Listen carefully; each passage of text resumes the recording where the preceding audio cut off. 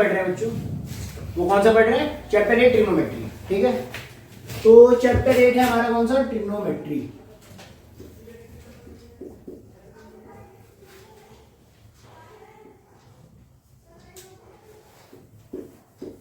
ठीक, तो सबसे पहले हमें ट्रिग्नोमेट्री में क्या पढ़ना है? ट्रिग्नोमेट्री किस पे वर्क करती है? ट्रिग्नोमेट्री वर्क करती है राइट एंगल ट्राइंगल्स पे। राइट एंगल ट्राइंगल्स पे ट्रिग्नोमेट्री वर्क करती है। ठीक है, और राइट एंगल ट्राइंगल में जो सबसे बड़ी साइड होती है उसको क्या कहते हैं? हाइपोटेन्यूस कहते हैं। एक को बेस कहते हैं, एक को परपेंडिकुलर कहते हैं। और ट्रिग्नोमेट्री में हमें 6 फंक्शंस के बारे में पढ़ना है। कौन कौन से 6 फंक्शन है? सबसे पहले हमारा साइन, फिर कॉस, फिर टेन, फिर कॉट, सेक और कोसेक। और इसमें ट्रिग्नोमेट्री में जो हमारे ये फंक्शंस होते हैं इसके हिसाब से हमें डिसाइड करनी होती है कि कौन से परपेंडिकुलर लेंगे, कौन सा बेस लेंगे। तो अगर हमने कोई एंगल लेट सपोज मान लिया कि ये थीटा एंगल है, ठीक, इसके अकॉर्डिंगली डिसाइड होगा। पहले आप ये जो फंक्शन है इसके अंदर एक वैल्यू रहती है। वैल्यू किसकी रहती है? वैल्यू होती है इस एंगल की। ये साइन थीटा, ये cos theta, tan theta, cot theta, sec theta, cosec theta. इनकी वैल्यूज क्या होती है? साइन थीटा की वैल्यू क्या होती है हमारी? Perpendicular by hypotenuse. कॉस की वैल्यू होती है बेस बाय हाइपोटेन्यूज। टैन की होती है परपेंडिकुलर बाय बेस। कॉट की होती है बेस बाय परपेंडिकुलर। सेक की होती है हाइपोटेन्यूज बाय बेस। कोसेक की होती है हाइपोटेन्यूज बाय परपेंडिकुलर। आप लोगों ने एक चीज देखी होगी, नोटिस किया होगा कि साइन और जो कोसेक है ये आपस में क्या है? एक दूसरे के रेसिप्रोकल दिख रहा होगा। ये परपेंडिकुलर बाय हाइपोटेन्यूज, या हाइपोटेन्यूज बाय परपेंडिकुलर। कॉस और सेक आपस में एक दूसरे के दिख रहा है परपेंडिकुलर रेसिप्रोकल। ये दोनों आपस में एक दूसरे के रेसिप्रोकल दिख रहे हैं। तो हम जो भी एंगल लेते हैं उस एंगल के हमेशा सामने वाला, जो भी फंक्शन में एंगल होता है हमारा, उसके सामने वाला हमेशा हमारा परपेंडिकुलर होता है और उसके साथ जो साइड लगी हुई होती है वो हमारी बेस होती है। हाइपोटेन्यूज तो हमारी फिक्स रहती है, सब आप लोगों को पता ही है। इसको याद करने का सबसे बेहतरीन तरीका क्या है कि आप इसको याद कर लें। ठीक है, अब इसको याद करने के बहुत से स्लैंग्स हैं। तो स्लैंग्स क्या है? पहला स्लैंग तो यही है, ये बहुत ही कॉमन स्लैंग है जो आप सभी ने सुना ही होगा। पंडित बद्री प्रसाद है ना। तो यहां से आपने P कैप्चर कर लिया, B, फिर P, फिर H और B। तो P बाई H क्या होता है हमारा? साइन। B बाई H क्या होता है? कॉस। P बाई B क्या होता है? टैन। फिर इसी का उल्टा करते चले जाओ, B by B cot, H by B sec, H by P cosec. तो यहां से इजीली आप सभी को याद हो जाएगा। ठीक है,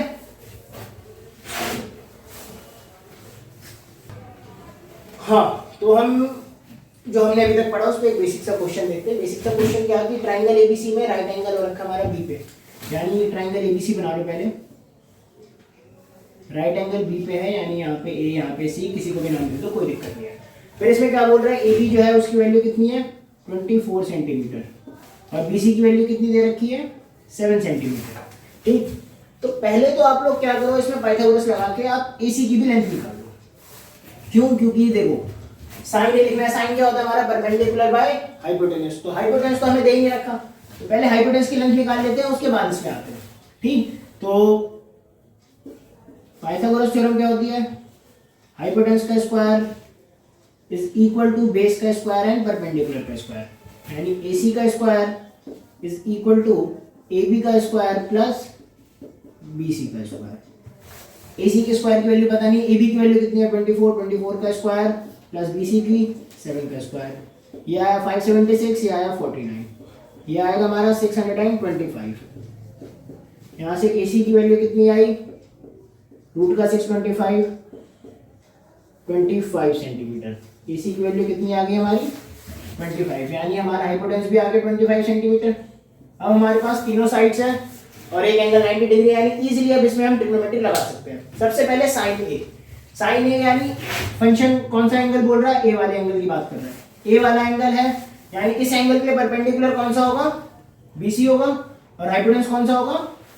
AC होगा। ठीक, तो देखते हैं पहले साइन ए देखते हैं। साइन ए क्या होगा मेरा? परपेंडिकुलर इसके लिए क्या होगा BC और हाइपोटेन्यूज क्या होगा AC। BC क्या आएगा मेरा 7 एंड AC इज 25। तो साइन A की वैल्यू कितनी आ गई 7/25। इसके बाद देखते हैं कॉस है। कॉस क्या होता है हमें पता है बेस अपॉन हाइपोटेन्यूज। तो इस एंगल के लिए बेस कौन सा आएगा AB और हाइपोटेन्यूज क्या है AC। ये आया मेरा 24/25। ये आया साइन और कॉस की वैल्यू आ गई, कोई दिक्कत इसमें। इसके बाद आप साइन C और कॉस C की वैल्यू भी निकालनी है। तो अब मेरे को ये वाला एंगल लेना, कौन सा एंगल लेना है ये वाला एंगल लूंगा। तो इसके लिए परपेंडिकुलर कौन सी लेंथ होगी AB और बेस कौन सा होगा BC होगा, ठीक है। तो पहले साइन C है, साइन C निकालते हैं पहले। साइन C क्या होगा मेरा परपेंडिकुलर बाय हाइपोटेन्यूज। परपेंडिकुलर क्या होगा इसके सामने वाला AB और हाइपोटेन्यूज क्या होगा AC। AB की वैल्यू कितनी है 24, हाइपोटेन्यूज की वैल्यू कितनी है 25, यानी साइन C आ गया। इसके बाद आप लोग क्या निकालना है हमें cos C निकालना है ना। cos C निकालना है। cos C की वैल्यू क्या होगी बेस बाय हाइपोटेन्यूज। तो इस एंगल के लिए बेस क्या है BC और हाइपोटेन्यूज क्या है AC। तो BC अपॉन AC इट्स 7/25। ये आ गया मेरे cos C की वैल्यू, ठीक। तो इसी तरीके से और भी क्वेश्चंस आते हैं एनसीईआरटी में, उनको भी एक बार आप लोग करें और इसको आप लोग नोट करें। हाँ तो बच्चों देखो एक और क्वेश्चन, एक और इसका एग्जांपल करते हैं हम। ये आप लोग की एनसीईआरटी में भी है। तो देखें क्या है, हमें क्या दे रखा है 15 cot A is equal to 8 और हमें क्या बोल रहा है साइन A और सेक A की वैल्यू निकालने को कह रहा है। तो क्या कर रहा है कि 15 cot A इक्वल टू 8 को पहले अलग से लिखें, ठीक। अब इस 15 जो मल्टीप्लाई में है इसको यहाँ डिवाइड में लेके जाए तो cot A की वैल्यू क्या आ रही है आपकी, cot A की वैल्यू आपकी आ गई 8/15। इसमें यहाँ तक कोई दिक्कत नहीं। अब cot होता क्या है, cot होता है हमारा बेस बाय परपेंडिकुलर। cot क्या होता है मेरा बेस बाय परपेंडिकुलर। तो यहां से एक्चुअली में जो दिया होता है ये हमें रेशियो में दिया होता है। तो ये रेशियो में दे रखा है तो इसको हमें आपको लेट करना पड़ेगी बेस की वैल्यू और परपेंडिकुलर की वैल्यू। तो जब भी आपको रेशियो में दिया होगा, आप लोगों ने बचपन से कर रहे होंगे, बेस की वैल्यू क्या लेट करोगे आप 8x लेट कर लो और परपेंडिकुलर की वैल्यू क्या लेट करोगे आप 15x कर लो, ठीक।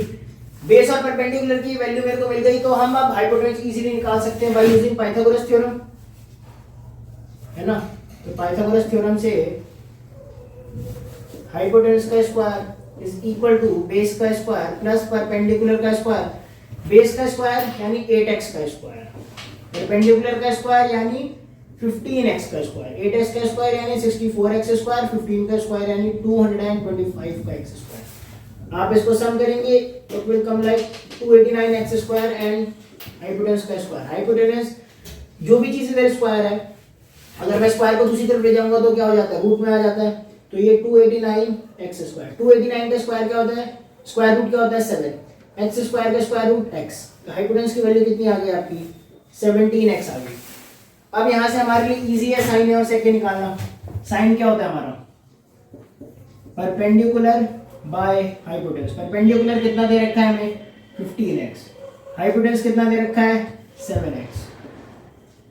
x से x कटा कितना बचा 15/17, यानी साइन a की वैल्यू कितनी आ गई 15/17 और सेक a की वैल्यू कितनी आएगी, सेक a क्या होता है हाइपोटेन्यूज बाय बेस। हाइपोटेन्यूज कितना है 17x, बेस कितना है 8x।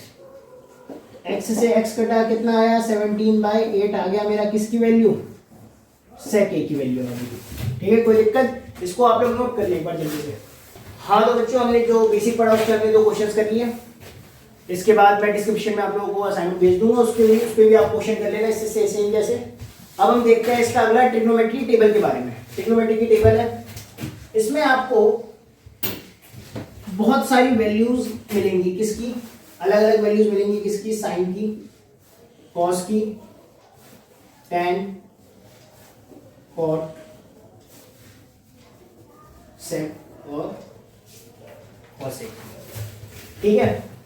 इन वैल्यूज को हम कौन कौन से एंगल पे चेक करते हैं। थीटा हमें पता है क्या होता है, थीटा हमेशा हमारा एक्यूट एंगल रहता है एटलीस्ट। जब राइट एंगल की आप बात कर रहे हैं तो थीटा हमारा एक्यूट एंगल ही रहेगा क्योंकि ये राइट एंगल है। राइट ट्राइंगल है, इसमें एक एंगल 90 डिग्री और तीनों का सम 180 होता है, तो ये दोनों एंगल जो होंगे वो तो ऑब्वियस है कि 90 डिग्री से छोटे ही होंगे।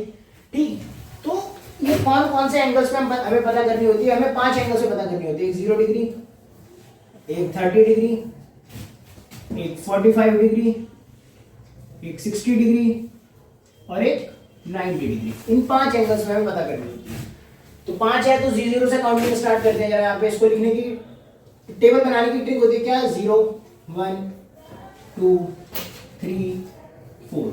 अब इसी 4 से इन सबको कर दो आप डिवाइड, और डिवाइड करते ही इन पे चढ़ा दो आप एक बार रूट। यहां से करती है आपकी पहली वैल्यू आएगी और उस पहली वैल्यू से हम बाकी सारी की सारी वैल्यूज को इजीली निकाल लेंगे।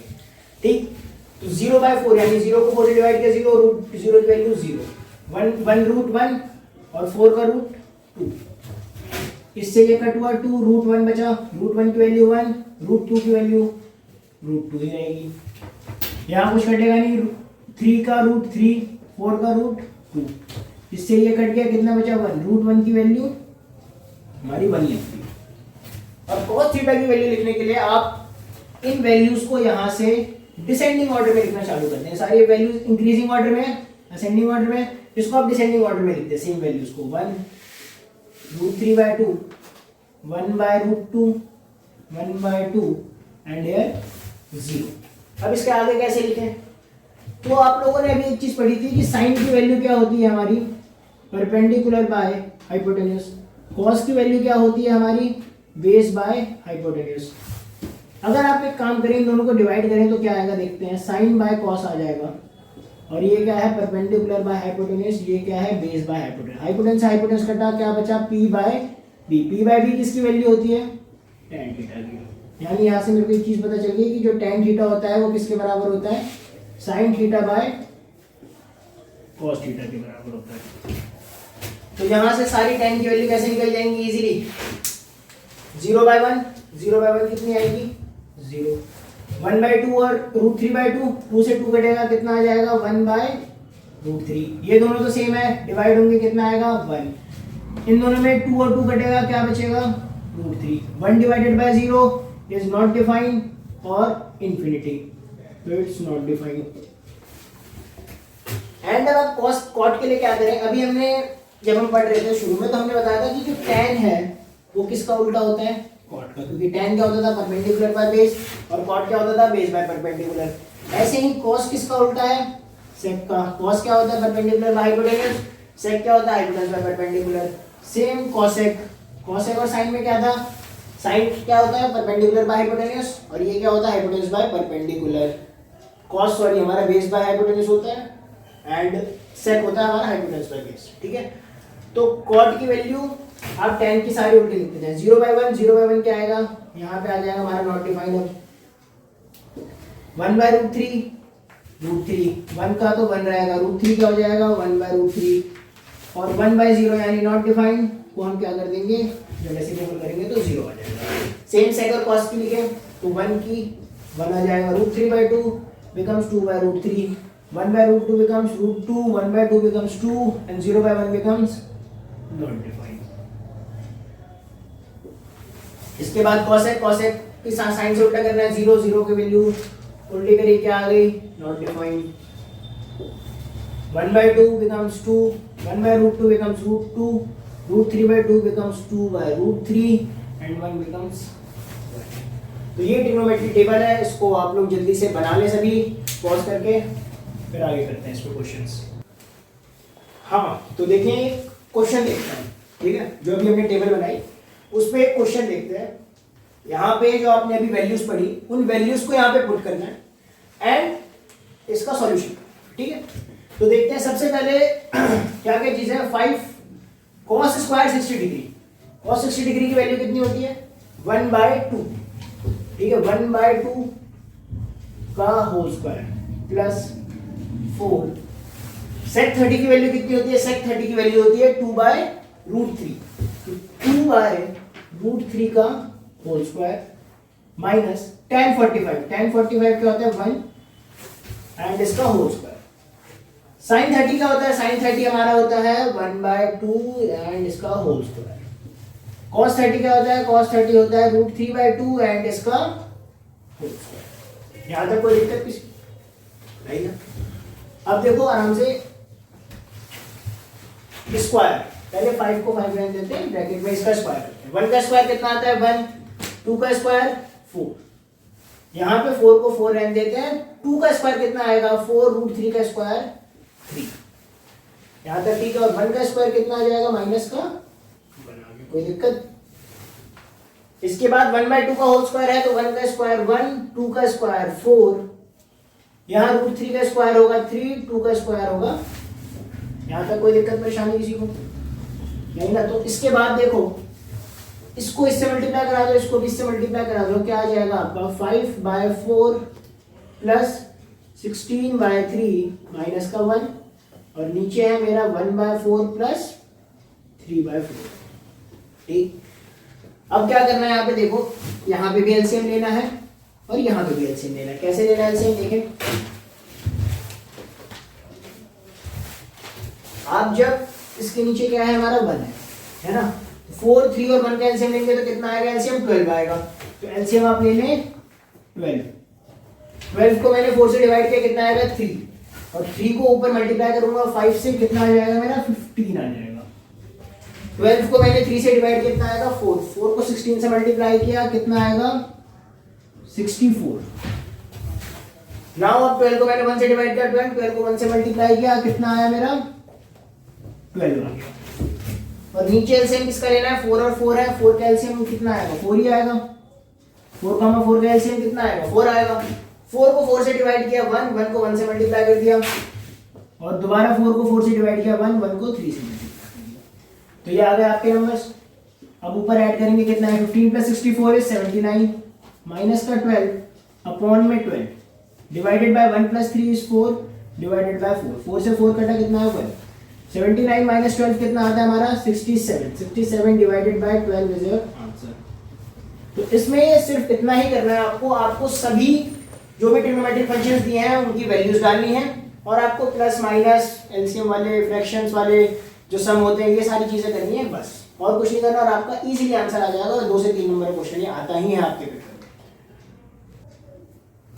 हाँ, तो एक और क्वेश्चन देखते हैं जो कि इसी पे बेस्ड है।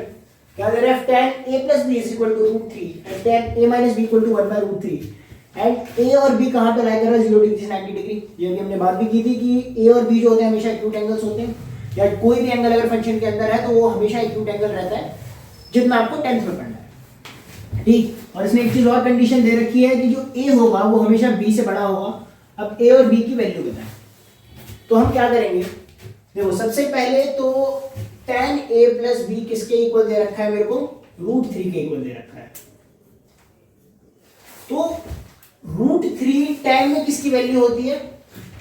√3 tan में किसकी वैल्यू होती है? tan 60 डिग्री की वैल्यू होती है ना? तो tan a plus b is equal to tan 60 degree. ठीक है, अब यहाँ tan से tan कैंसिल आउट होगा, तो ये क्या बचेगा मेरे पास? a प्लस b की वैल्यू कितनी आ गई मेरी? 60 डिग्री आ गई। इसको मैं पहले इक्वेशन कह देता हूँ। दूसरी इक्वेशन क्या है मेरी? tan a माइनस b की वैल्यू हमें क्या दे रखी है? 1/√3।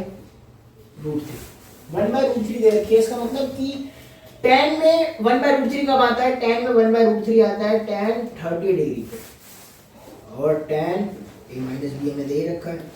यहाँ से tan कैंसिल आउट होंगे तो a माइनस b की वैल्यू कितनी बच जाएगी मेरी? 30 डिग्री बच जाएगी। ये क्या हो गया मेरा? दूसरा इक्वेशन। और आप लोगों ने सब्स्टिट्यूशन एलिमिनेशन पढ़ा होगा, इनसे इन दोनों को सॉल्व कर देते हैं, एलिमिनेट कर देते हैं। आप क्या करें? a plus b is equal to 60 degree, a minus b is equal to 30 degree. b से b कटा, a plus a 2a and 60 plus 30 is 90. Here a is equal to 90 divided by 2 which is equal to 45 degree. तो angle a की value कितनी आ गई हमारी? 45 degree आ गई। ठीक, अब एंगल a की वैल्यू या तो यहाँ कहीं भी पुट करें, आपको b की वैल्यू मिल जाएगी। Put value of a in equation, तो क्या आएगा? 45 plus b is equal to 60 degree b की वैल्यू कितनी आई 60 माइनस का 45। यहाँ से आपको दोनों ही एंगल्स मिल गए और जो भी कंडीशंस थी वो सारी फुलफिल है। 0 डिग्री से 90 डिग्री के बीच में मिले दोनों एंगल बिल्कुल मिले हैं। क्या ए एंगल आपका बी से बड़ा है? जी हाँ बड़ा है। ए और बी आपकी आगे लिखिए, आप इसको नोट कर लें। हाँ तो अब हम अगला जो पढ़ेंगे वो पढ़ेंगे ट्रिग्नोमेट्री की आइडेंटिटीज। कौन कौन सी आइडेंटिटीज का इसमें यूज होता है, उन्हीं आइडेंटिटीज की हेल्प से आप जो आप लोगों को सबसे मुश्किल एक्सरसाइज लगती है एक्सरसाइज 8.3 वो हम इसमें कर पाएंगे। तो आओ देखते हैं ट्रिग्नोमेट्री की कौन कौन सी आइडेंटिटीज होती हैं।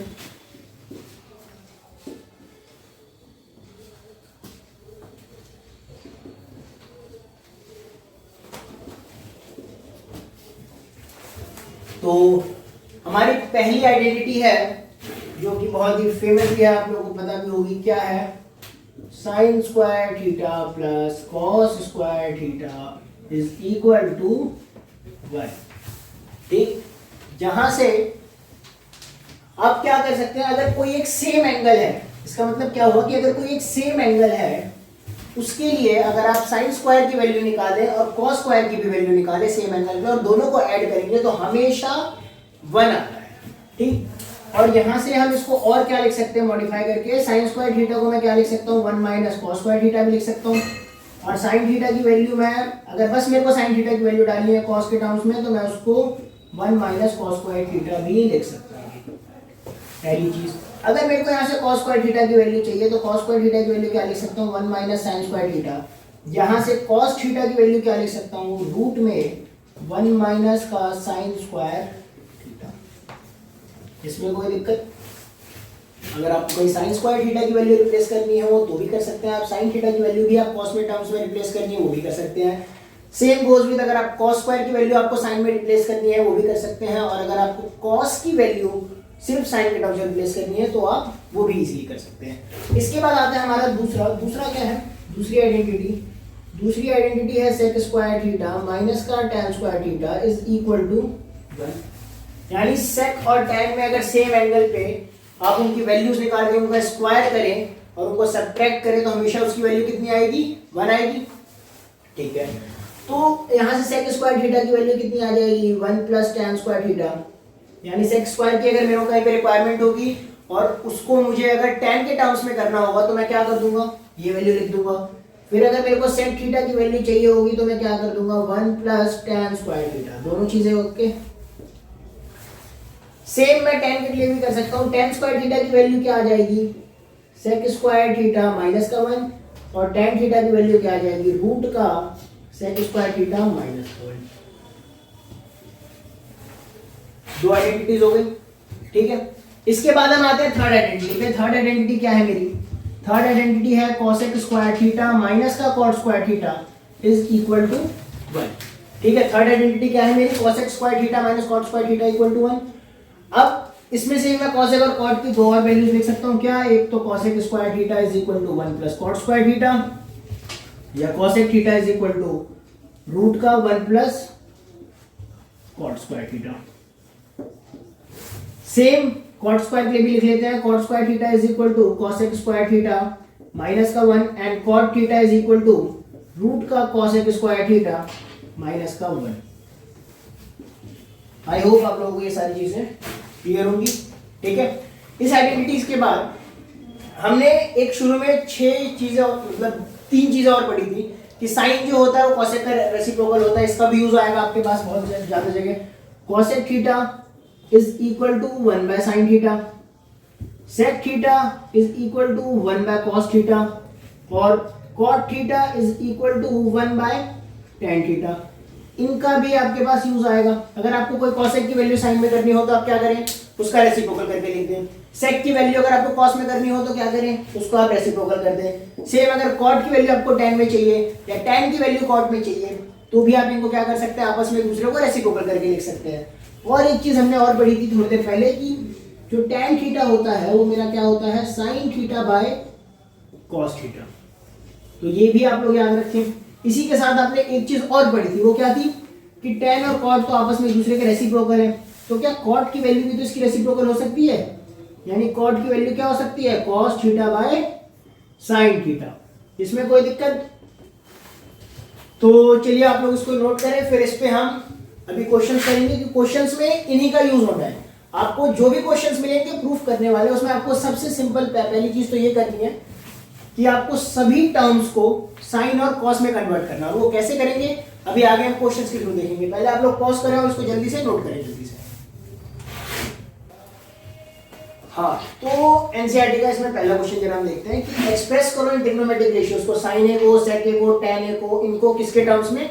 कॉट ए की टर्म्स में। जरा इनको क्या करना है, हमें एक्सप्रेस करना है। तो देखो सबसे पहले साइन का देख के चलते हैं। साइन का क्या होता है? साइन ए को हमें किस में कन्वर्ट करना है? कॉट ए में। इसको कैसे करें? तो हमें एक चीज पता है, जो साइन ए है वो किसके इक्वल होता है? 1/cosec ए के। ये तो अभी हमने पढ़ा था, सबको याद होगा। और cosec ए और cot के बीच में एक रिलेशन पढ़ा था हमने, क्या कि 1/√1 + cot स्क्वायर ए।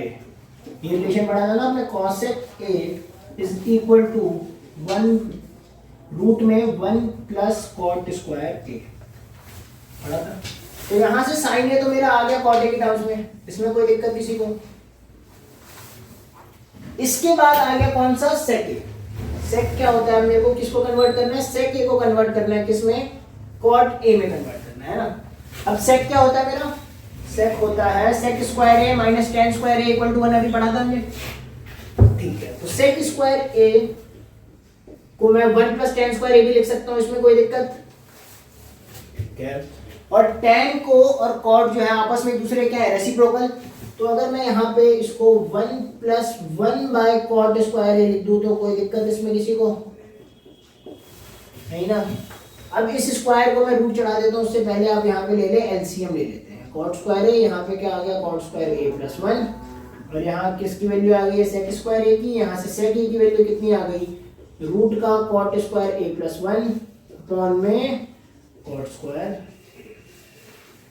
ये किसकी वैल्यू आ गई मेरी? सेक की वैल्यू भी आ गई। चलिए ठीक है, यहाँ पे हमने किसका यूज किया था? tan ए की जो वैल्यू थी वो 1/cot ए होती है, इसका यूज किया था। इसके बाद देखें, इसके बाद मुझे क्या करना है? tan और cot को करना है। tan और cot तो बहुत ही इजी है। tan ए को किस में कन्वर्ट करना है? cot के टर्म्स में। तो tan ए तो मेरे को पता है क्या होता है? 1/cot ए होता है। तो ये तो सबसे ही इजी था, हो गया आराम से। इसका जो सेकंड पार्ट है वो आप लोग जरा खुद से करना। क्वेश्चन एक्सरसाइज 8.3 का क्वेश्चन नंबर 1 ये है। एक्सरसाइज 8.3 का ये क्वेश्चन नंबर 1 है। क्वेश्चन नंबर 2 आप लोग खुद से करें इसी तरीके से, ठीक है। और उसको हम आरएचएस के बराबर करके छोड़ाएंगे। एलएचएस क्या लिखा हुआ है मेरा? एलएचएस लिखा हुआ है मेरा cos a माइनस का sin a प्लस का 1 अपॉन में cos a प्लस का sin a माइनस का 1, ठीक है। इसमें कोई दिक्कत यहाँ पे? अब मेरे को देखो चाहिए क्या? cosec चाहिए और cot चाहिए। cosec कैसे मिलता है? 1/sin से। cot कैसे मिलता है? cos/sin से। यहाँ cos भी दिख रहा है, यहाँ 1 भी दिख रहा है, यहाँ भी cos दिख रहा है, यहाँ भी 1 दिख रहा है। तो मैं क्या करता हूँ? न्यूमिनेटर को और डिनोमिनेटर को cos से डिवाइड, सॉरी sin से डिवाइड कर देता हूँ। Divide numerator and denominator by sin a। इसमें कोई दिक्कत? तो क्या बनेगा मेरा? cos a plus sin a minus का 1 divided by sin a upon में cos a प्लस का sin a माइनस का 1 डिवाइडेड बाय sin a। अब ये इनके अपॉन में है तो तीनों के अलग अलग बांट देते हैं। तीनों के अलग अलग बांटा तो क्या आया मेरा? cos a by sin a minus sin a by sin a plus 1 by sin a। और यहाँ पे क्या आया? cos a by sin a plus sin a by sin a minus 1 by sin से sin कटा, sin से sin कटा। cos by sin क्या होगा हमारा? cot a होगा माइनस का 1। और यहाँ क्या आ जाएगा मेरे पास? cos a।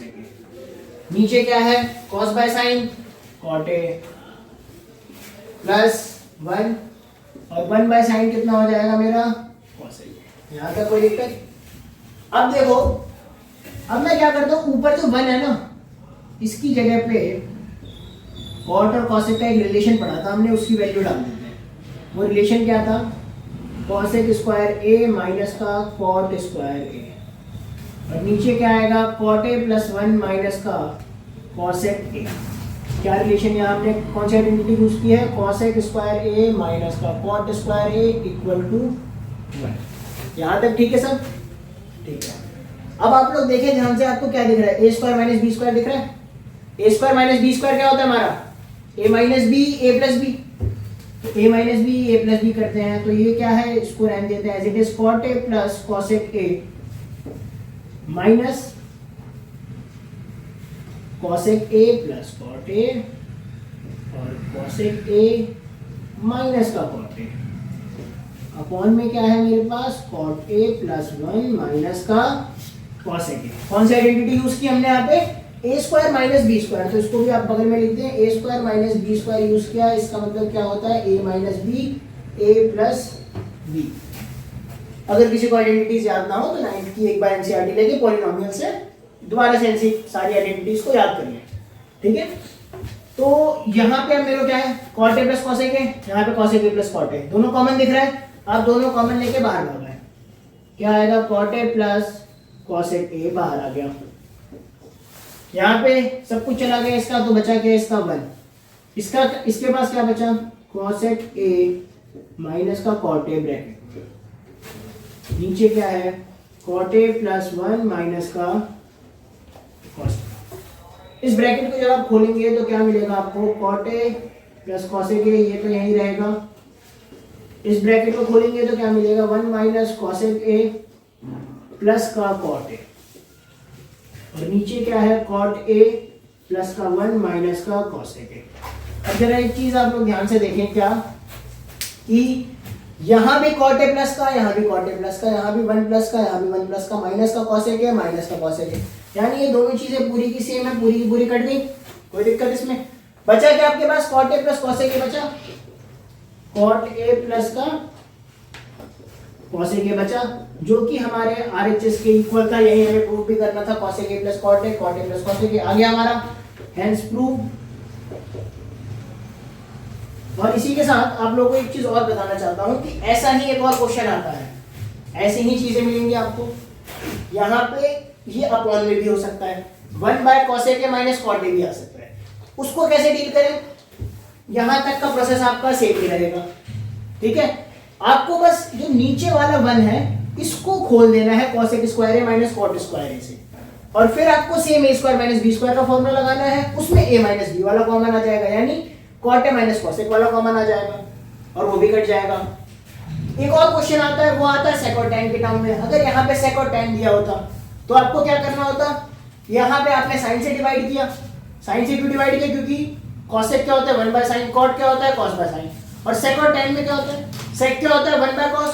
तो अगर मैं cos से डिवाइड करता तो cos बन जाता, अगर मैं tan बनाने के लिए cos से डिवाइड कर देता तो sin बाय cos क्या बन जाता मेरा, tan बन जाता। और बाकी सारी चीजें यही, बस यहाँ पे identity cosec square minus cot square की जगह sec square minus tan square बन जाती, और बाकी सारी चीजें आपकी सेम रहती।